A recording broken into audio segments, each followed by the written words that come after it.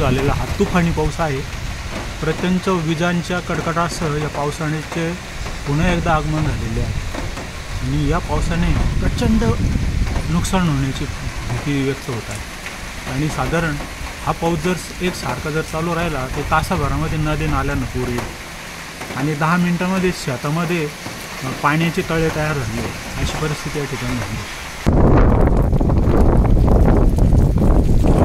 प्रचंड प्रमाणात पाऊस कोसळतोय आणि पावसाने सगळीकडे हाहाकार करून टाकलेला आहे। संपूर्ण नाशिक जिल्ह्यात पावसानं केलेली वाताहत शेतकऱ्यांसाठी एक डोकेदुखी ठरलेली आहे।